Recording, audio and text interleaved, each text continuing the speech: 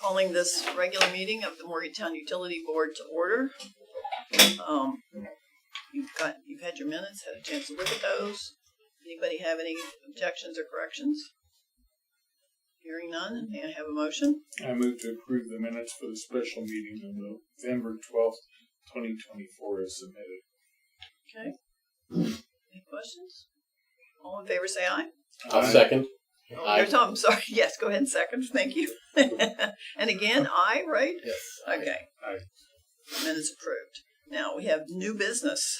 No, we have a public portion. Do we have any? We do have 2 letters. Very nice letters that we received. Do you want to summarize them or do you want me to? You please. Okay. We received 2 letters from the public this week. The first letter was from Christina Wilson, who asked for our assistance at her home, and she was very happy with what we did and praised the employees who did it, and complimented us on being prompt and thorough, and was very pleased with the work that we did. The second letter was from Leslie Atkinson on behalf of the Edwards family, who said they were very appreciative of the efforts that we put forth this summer in inviting the Edwards family and having them come and tour and see their home place, and some of whom had not been here at all before. So she wanted to express her appreciation for that.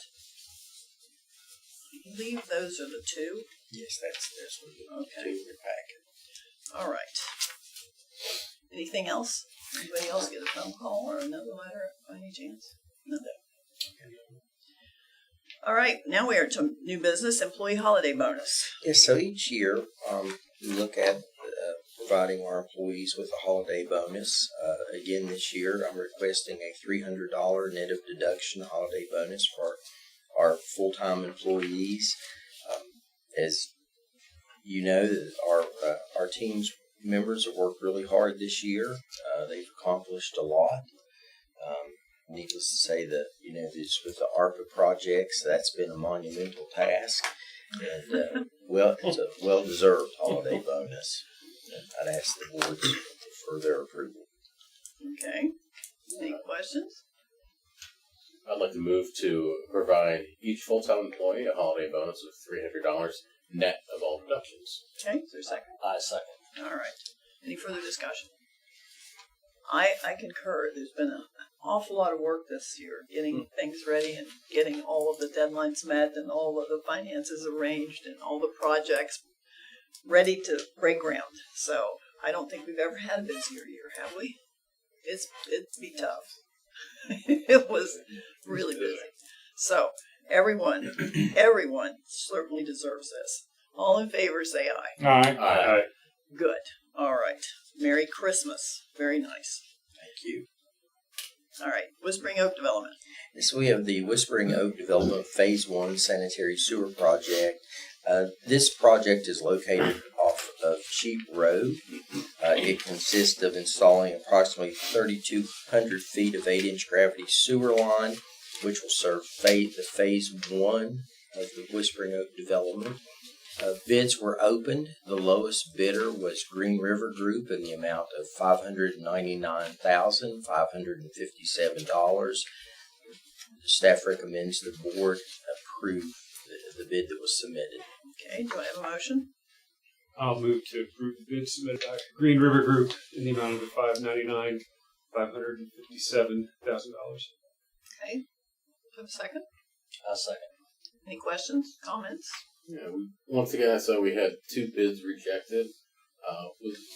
Was there something that we had an issue before that some things in RFPs wanted to make sure that folks were more aware of what was happening in that? Did we have similar trouble this time around? I believe, Rich, you correct me if I'm wrong, but it was the licensing. Both were contractor license issues. So if they weren't properly licensed to what they were supposed to be in the state of West Virginia to be able to do this? That's correct. That seems... and it was in a situation where they're expected to have that license if awarded the project, or they're expected to have that license if applying for the project. It's part of the bid opening requirements. Mm-hmm. Okay. that's good. You must collect $200. Right. Okay. All in favor, say aye. Aye. All right. Moving on. Next item, old business. Okay, the Cheat Lake wastewater treatment plant and collection system upgrade project. Today, we finally closed on the bonds. Hey. So, Great. a lot of hard work and tears at times, I think, went into this. I can't say enough about Rich and Jeff and Chip and Pam and Ken Hacker, here on staff, and Ernie and Chris and helping to get this project moving forward. And of course, the Water Development Authority, their board was very supportive of this project. Ann Erling, Amy Swan are just a couple I would mention.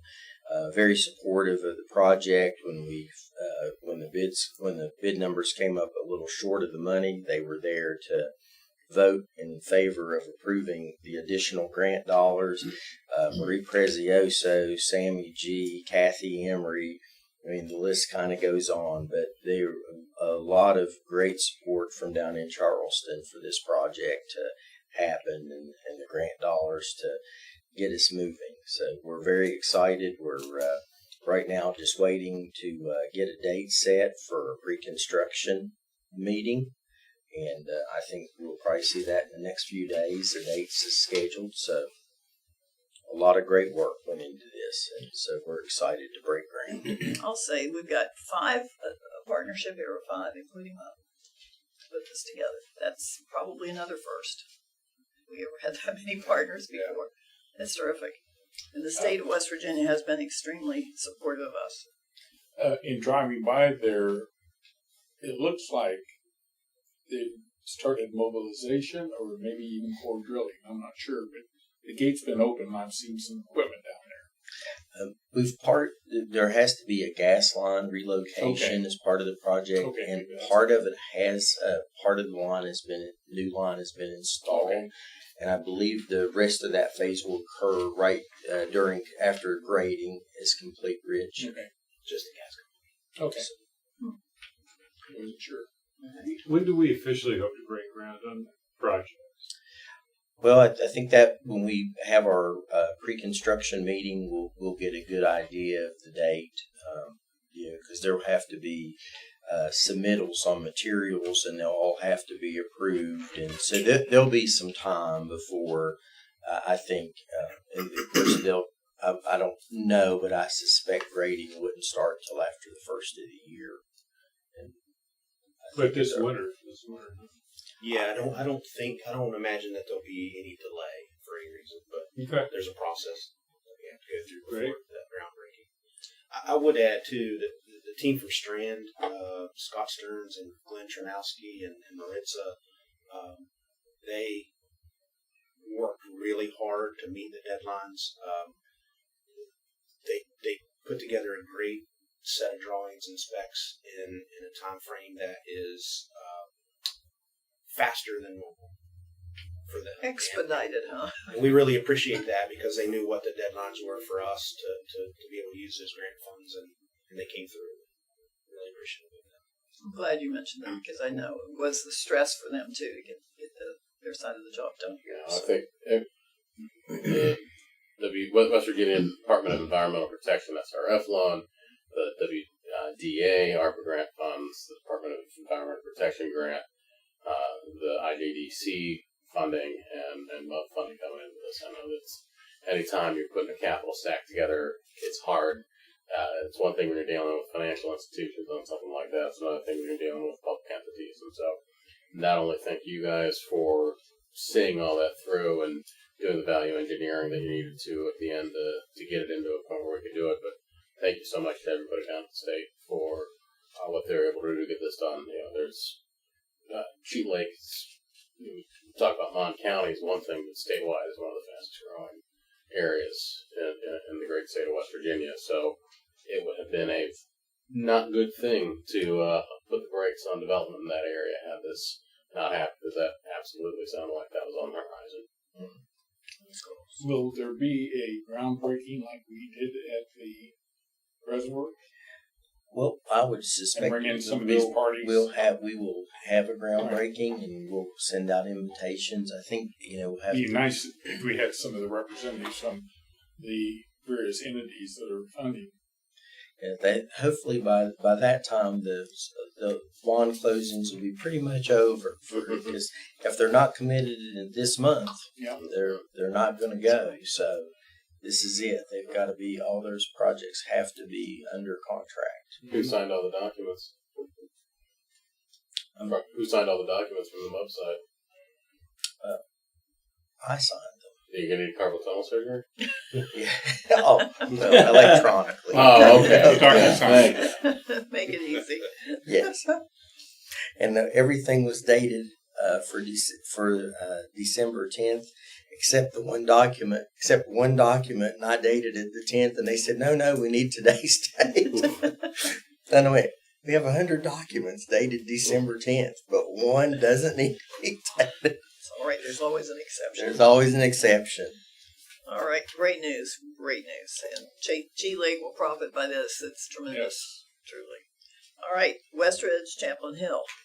So that project is really moving forward, and I'm going to turn this over to Rich and talk about it a little bit this evening. But it is moving. Yeah, so we have 4 contracts out there. The directional drill under the Mon River is still scheduled to start in the spring, so there's not really anything being done there. The storage tank site is something else that will happen in the spring. They are anticipating doing some grading work and getting ready for that tank when it shows up. I think it's scheduled to come maybe around March, but we're going to do some work before that. So that hasn't really started yet either. But the water and the sewer line projects are both well underway, and we've done 2 or 3 directional drills associated with those projects as well. I think they said today that the sanitary line is, by the end of the week, will be complete from the one side of I-79. What's the development that's up there on the right-hand side? Yeah. I can't remember what that's called, but all the way down to Sheets. I've seen that. Yes. That's a lot of work that got done in a short time period there between Anderson and Snyder and Son that's doing our boardings. So it's about a, they say, like 1,300 foot floor that they pulled out for this past weekend. So a lot of work's getting done right there in a short time. Well, at least there's nothing wrong with the weekend. Right. It's going very good though. And we did get the bonding information from our contractor that's going to put the line under the river. Oh. So we got everything and submitted down to Charles that they needed, so we're good to go. Good. All right. And then beer. Let's see. Upper Pocono. Oh yes, Upper Pocono. Yep. So Got all of that down.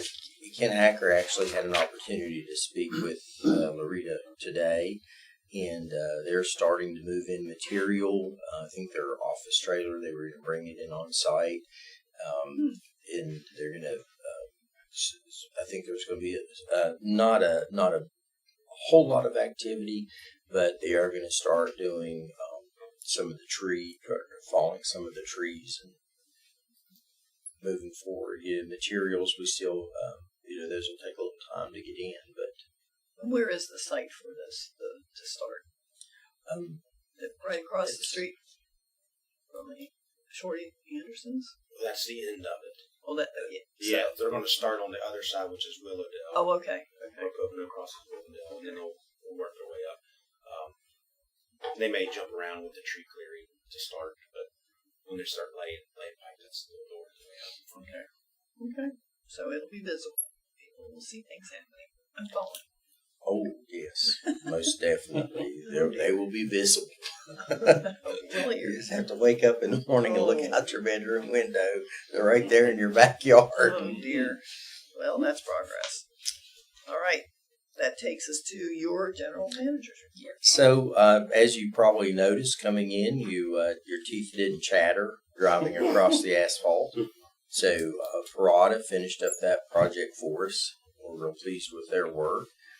As we have talked about the lead and copper service line letters that went out, we did get a good response. I think about 1,000 or so customers responded back with information. We've had customers ask for our assistance to come out and take a look at their service line so we could see what it is. And so a couple guys have been making appointments with folks and getting that done. That's been helpful. So we are moving, but we need a lot more responses.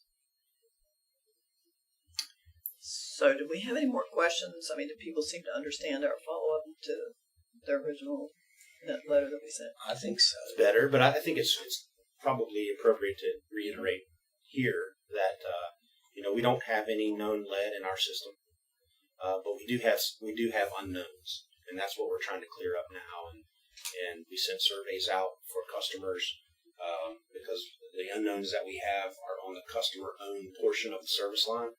And so we're going to need their help to identify the materials that make up that service line. And so that's what those surveys we're asking everyone to do. And if they can fill out that survey, that'd be great. If they have questions about it, email or call here, and we'll either come out and help or try to walk them through it on the phone and try to get a lot of those unknowns taken off our inventory.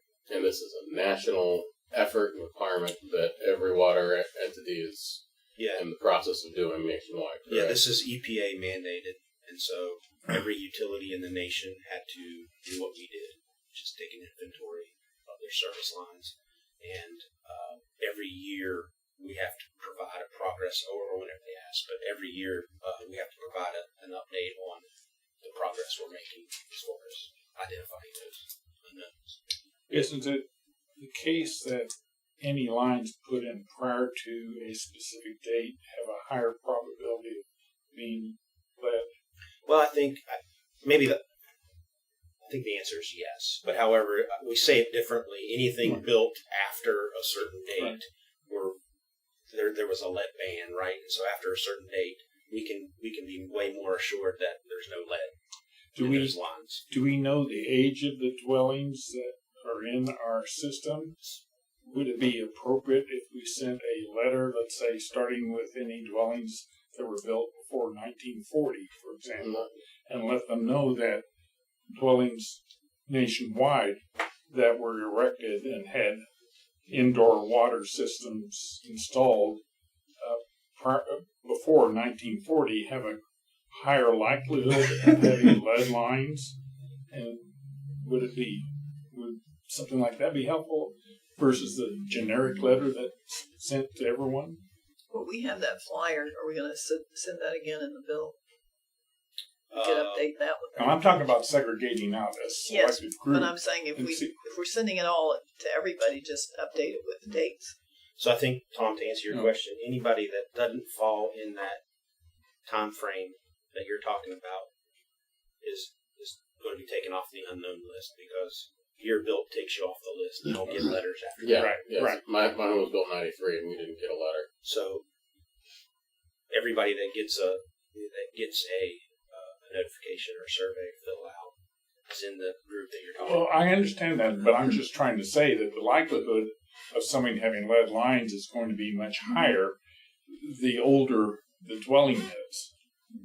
And I think if that can be communicated through the press versus sending out maybe the press can help in communicating that. Because there are a lot of old houses, particularly in South Park, and some of the outside areas, and really we probably need to make sure they're targeted. But it's just a thought. Something to consider, definitely. All right, that brings us to Raleigh Lane. Raleigh Lane has been paved. The work that we did, it's all been paved. Got a nice little window of opportunity before Thanksgiving, and got that completed, and the road is open again. So, Eric, Yes, thank you. It's Qdoba. Well, it's a very special We did it place just in for my heart you, and my Eric. belly. That was So I exactly. appreciate the teamwork that was done on that. Oh my goodness. And it appears my threats to you all worked. They did. We heard you. We heard you. Yes. We didn't want you to go home hungry. So. I didn't say those bits in public section. All right. That brings us to board member issues and discussions. The floor is open. Any comments, suggestions, opportunities, make statements? We're here. Anybody? Well, at least tell us what your Christmas plans are. You Or know, your holiday plans. You don't. We know where to find Eric. Okay. No one has anything to offer at this point. That brings us to the opportunity for an executive session. Do we have a motion?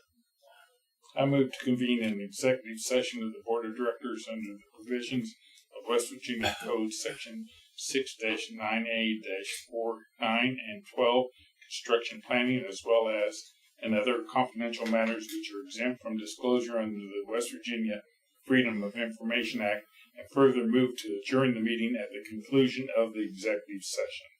Okay. Is there a second? Second. All right. All in favor say aye. Aye. Aye. All right. We'll break for 5 minutes and then